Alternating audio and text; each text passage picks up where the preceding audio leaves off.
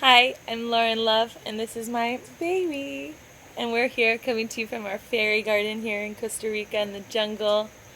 I'm here with my baby because I'm a mom and I just am dying to get this information out to the world. And I am having a hard time to wait till nap time to just share it with you. So here we are, my baby. We conceived after years of a natural birth control practice, consciously, with prayer, with celebration, with love, with intention. And I'm here today at 38 years old, I wanted to add. So I'm here to share with you about my journey with birth control.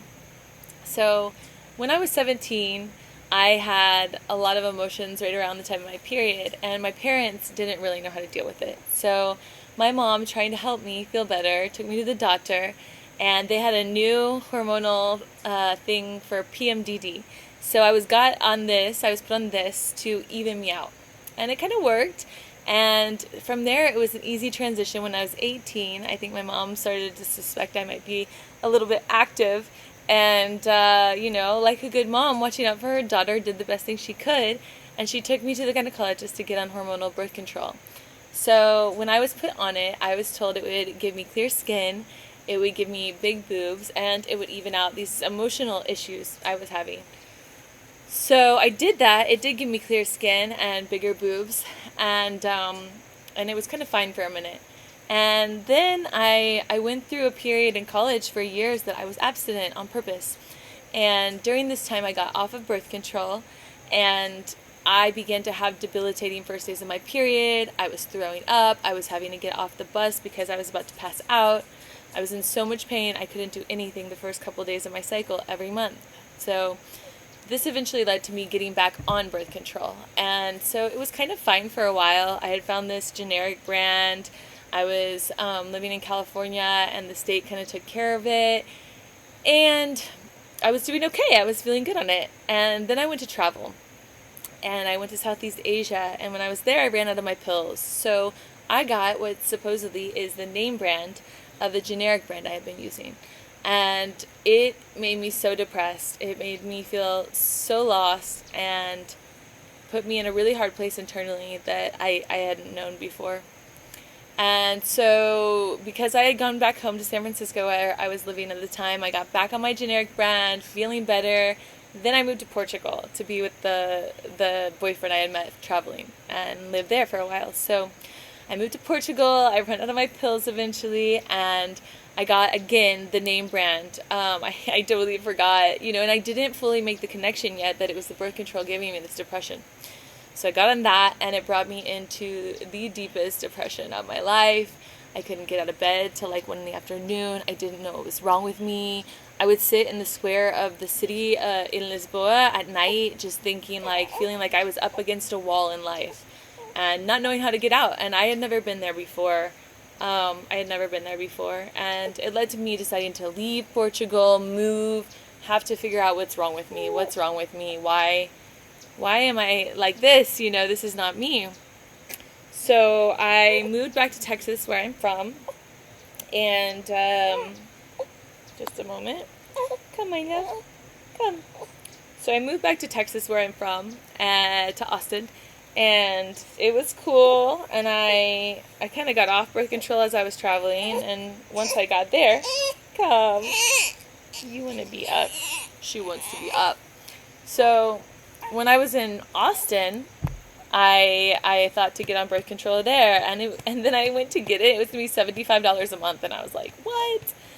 And then I used condoms for a minute, and I was like, these are gross. Like, I hate these. And and I remembered that years ago, my cousin, my older cousin, who's in her 40s, never been pregnant, mentioned to me fertility awareness, mentioned to me the book Taking Control of Your Fertility. So I started to look into this, along with, I had a friend who was like, birth control is just not good for you. I don't know how to explain it, but I know it's not.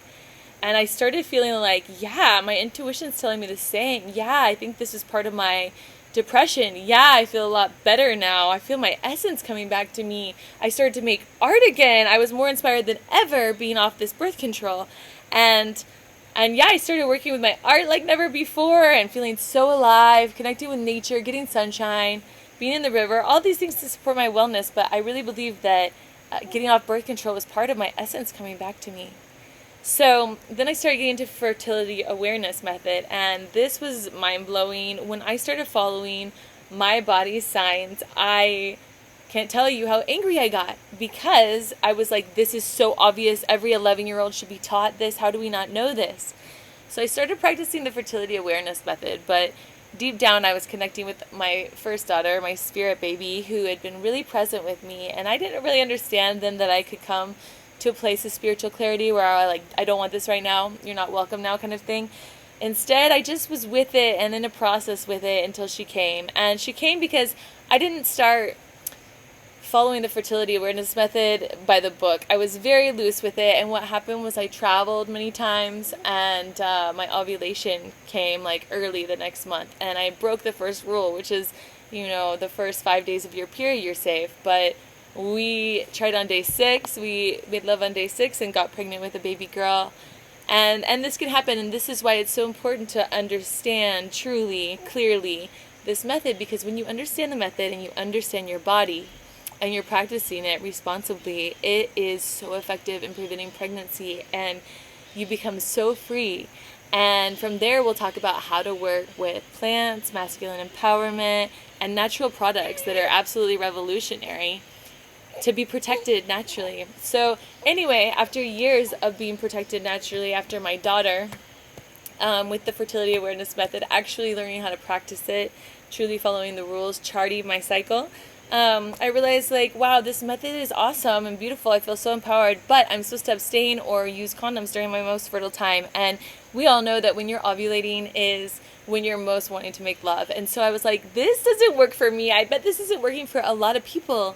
So I sought better ways, and one of these tools I learned about was semen retention, and my partner would practice this while I was fertile, and right afterwards we would use neem oil, which we'll get into all about neem oil.